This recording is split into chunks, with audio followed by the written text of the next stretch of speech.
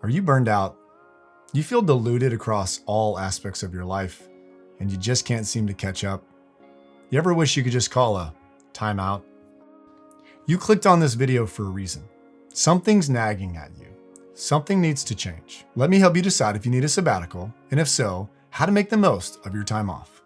Hi friend, welcome back to Dave's Digest. I'm David, and I have a passion for teaching people how to live a more fulfilling life. So which one are you? Are you the burned out professional, mid-career, financially stable?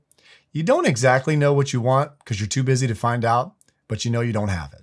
Or are you the unfulfilled dreamer? You know what your dreams are. You're not living it out right now.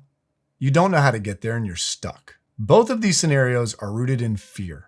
Fear of the unknown, judgment of others, a loss of identity or ego or career or money. But let me tell you what you should fear even more. Regret. Those on their deathbed don't regret what they did. They often regret what they didn't do. Let me give you the courage to pursue what you really want in life. I can hear it now. I can't afford a sabbatical, but let me ask you a question. Can you afford not to? Life is short. There's no rewind button. There's no do-overs. Let's do what we can to make the most of the limited time we have here on this earth.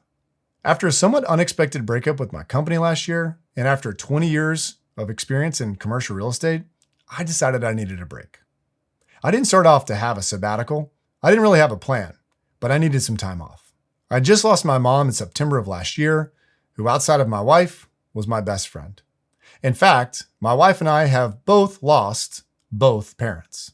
Going to the funerals of all your parents makes you really consider your mortality and the fact that life is short and what we do with our time really matters. Last year, if you'd asked me what my highest priority was, I would have said family. But the reality is my actions showed otherwise. My career got the best of me. Not just my time, as many corporate warriors know, but often your energy and focus gets left behind even when you're at home. My family got what was left over after I got done with work. This year has given me time to reflect on what I really want out of my life, and it's been the best year of my life. It ultimately led me here to create videos that I hope inspire people. I've heard it said that you never have all three, time, health, and money at once. When you're young, you have time and health, but no money. When you're middle-aged, you've got money and health, but no time. And when you're older, you've got time and money, but no health.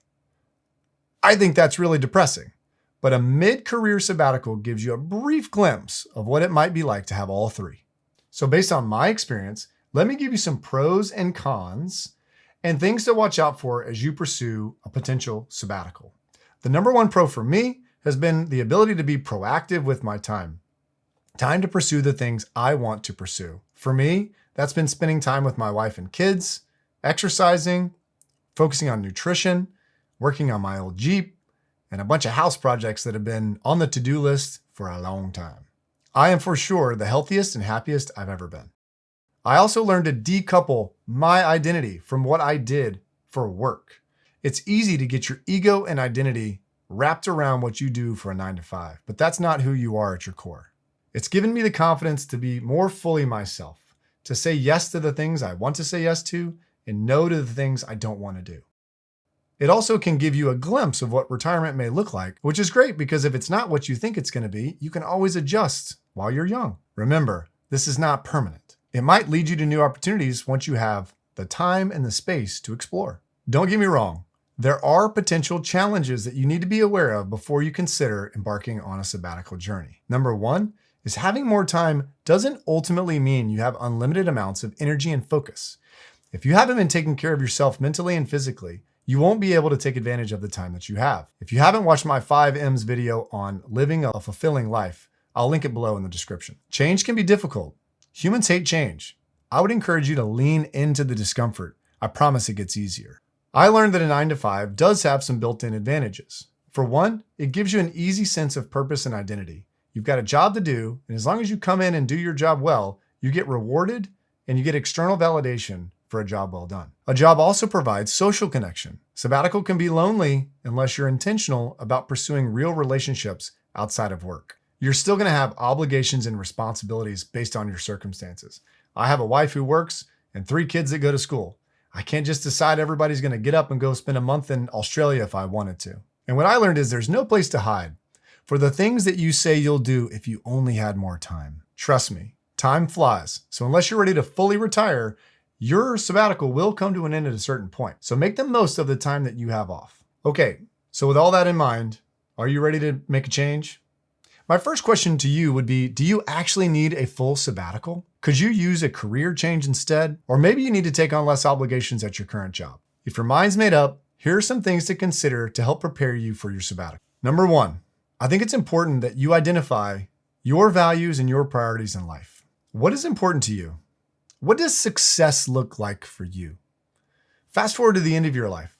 Looking back, what is going to make you proud of the things that you accomplished during your life? Number 2 is get your spouse and or immediate family on board with your plan so you can have the maximum support. Number 3 could be quite obvious, but make sure that your finances are in order.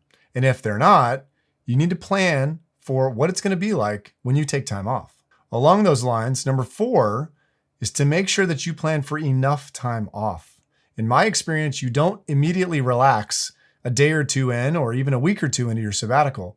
You need to be planning for at least 3 months off, I'd say, up to a year for your sabbatical. And number 5, I'd say you need to have general goals. I wouldn't go overboard. If you're a high achiever, it shouldn't be goal-oriented, but you need to have some goals during your time off. The challenge is to make some of the intangible goals more tangible. For example, if I said, I want to become a better father, or I want to read more, or be a better spouse, those are hard to quantify. So you need to be able to make some tangible metrics to keep you on track during your sabbatical. In closing, my hope for you is that you have the courage to take that next step in your life that you've been putting off. Don't let fear stop you from taking that next step.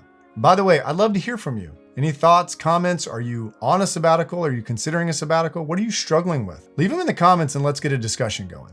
Thank you sincerely for spending a bit of time with me. I greatly appreciate it. And I look forward to seeing you next time.